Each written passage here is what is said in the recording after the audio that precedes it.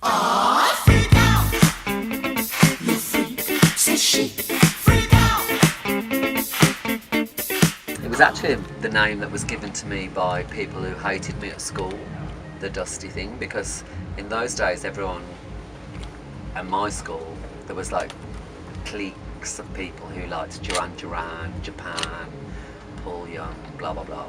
But I always liked older things. I never really liked pop music very much, other than certain dance. I liked old disco.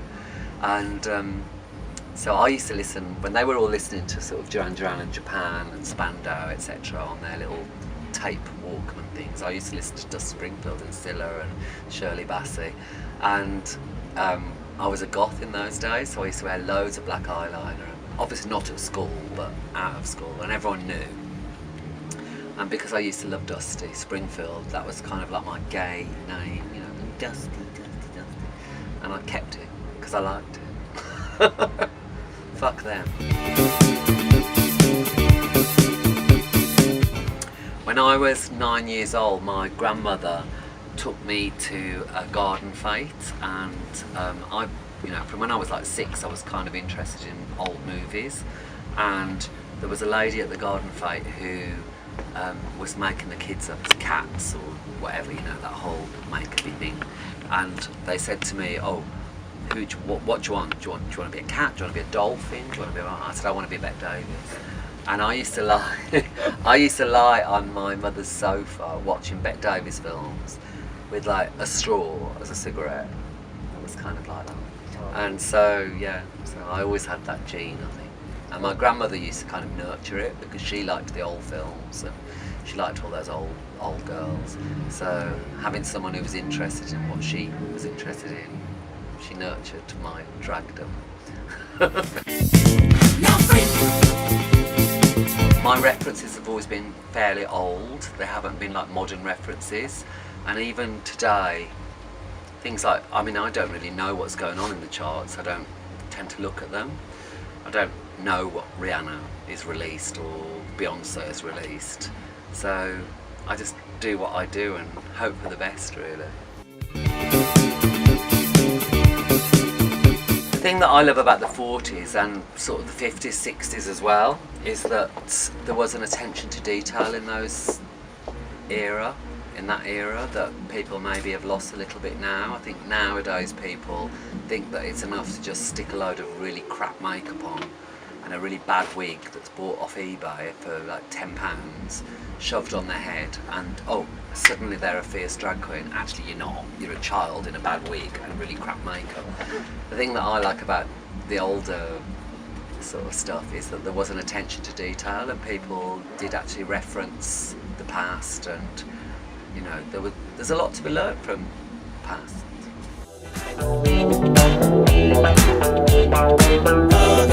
I think that the whole alternative drag scene and people saying that there's a new drag scene is absolute rubbish, because everything that is being done now has been done before. There's people, you know, the whole bearded drag lady and blah blah blah, that was done by the Coquettes in the 70s, it was done by Kenny Everett in the 80s. There's nothing new that's going on. When people throw those labels at old school, new school, I prefer to say, well, old school are the people who can actually do something, who can go onto a stage and entertain people for an hour, who can sing songs, who can do something, who can have something to say. Or there's people who prefer to roll on the floor with a beard and look like they've had an epileptic fit in a makeup box and mime to the Weather Girls. You know, there's not that much difference. What people think as revolutionary and new often is just things that have been going on for a million years. People like Lee Bowery in the mid-80s were doing things that now would seem absolutely shocking, you know. People, you know, Lee was giving birth to people on babies with like bags of pig's blood and blah blah blah, and it kind of infuriates me that the newer generation thinks that they're doing something absolutely revolutionary. Well, they're not. When I was 20, I loathed ABBA. I thought they were awful because it was the generation that had gone before me. So I think it's kind of like good that people do loathe what's been before because it gives them an incentive to better it. However, you do have to honour it as well and acknowledge that what you're doing has come from something else, and that there are people and acts and ways of doing things that have laid the foundations for what you're doing now. Dancing, keep on dancing. I think the future of drag will always be a niche market. It will always be edgy. There'll always be loads of people who don't like it. There'll always be a few people who do. At the moment it's quite fashionable because of like programs like the RuPaul Drag Race, which is great. It's opened a lot of doors for a lot of people. However, it's kind of like sanitized. It's a bit McDonald's for me. I prefer sort of a bit more edgy things that are going on. With the RuPaul Drag Race, it's a great show. It has educated so many people. It's wonderful. I thank RuPaul immensely. She's incredibly talented. However, she is a businessman in a wig, and the whole Drag Race thing is kind of, I think it's a bit of a flash in the pan. A lot of people will disagree. I think it's wonderful. I'm very grateful for that flash in the pan, but drag will continue to be what it's always been, and it's different in different countries. In this country, drag has a history of sort of clowning almost. You know, there's like the great drag artists of this country, like Danny LaRue, who was the biggest star in the 70s, really, the late 60s, late 70s. His clubs and his shows, Danny LaRue sold out at the Palace for 2 years on his one-night show. And he was a huge star. He was the biggest paid personality in this country for a decade. And it kind of irks me a little bit that the younger generation hasn't kind of grasped the history of what they're embracing. And what they're embracing is wonderful, but it does have its own British history as well, which is great, you know, and amazing. And for the future, I think obviously, you know, there's people who've opened many doors, people like Lily Savage, we've got Dame Edna, Rue, obviously, Lady Bunny in America. There's tons of people who are absolutely amazing at what they do. And I would like to think that the future of drag would be for people who do what they do very well and who are able to entertain, who are able to educate a little bit.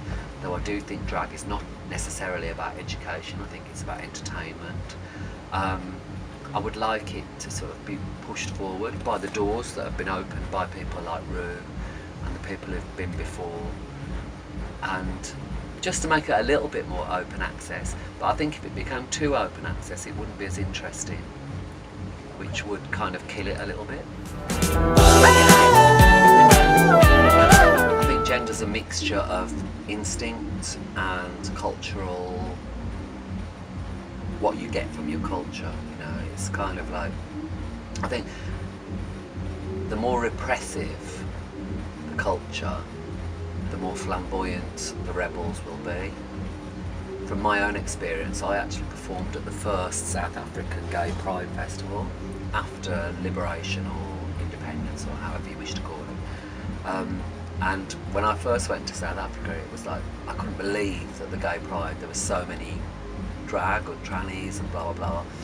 And if you look back through history, if you look back through sort of like the 1930s in Germany, the Weimar Republic, it was just before Nazism.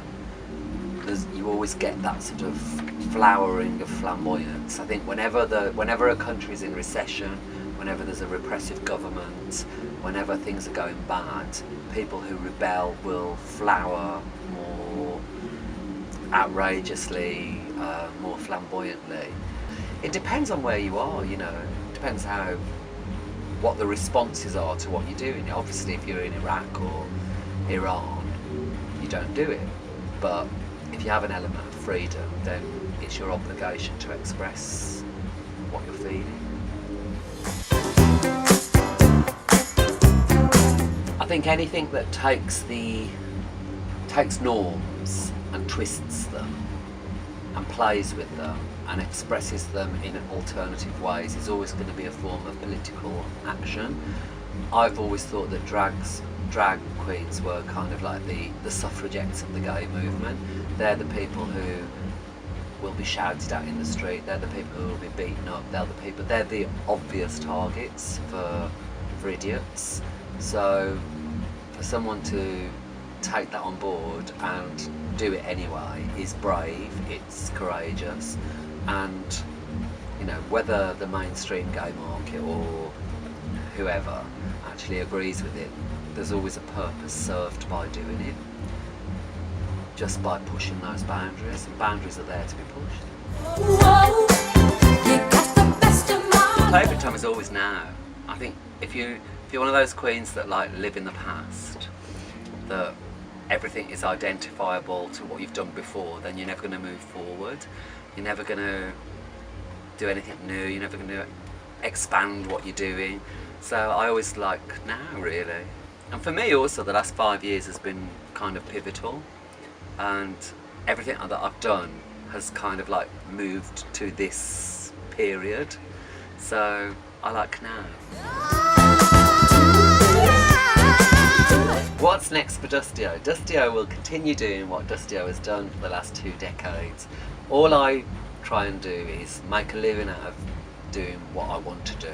I'm extremely lucky in that I've always made a decent living out of doing what I do, you know, whether that be DJing, club hosting, promoting, writing, performing in theatre, blah blah blah. For me at the moment, kind of everything's really about the theatre.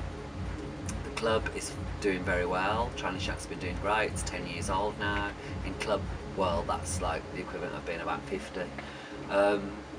And we've expanded it. It's not just the Wednesday night at JoJo's anymore. We now like flog out the identity and take it to other venues, and that's worked very well. And that's good for us. It's good for the trans community. It's good for the gay community. However, for me, the thing that I enjoy the most at the moment is doing my theatre stuff, and I'm very lucky in that I've got a 5-year contract at Leicester Square Theatre for 2 shows a year, which works out at about 200 shows a year, which is a lot of shows. I do the panto, which is 77, it's an adult panto, 77 shows of that. This year's the first year that they've allowed me to do sort of a bit more of an old school show. I wanted to portray drag in an old school setting, which is what we've done with the musical menagerie. And yes, I'm really enjoying it, you know. I'm lucky, very lucky.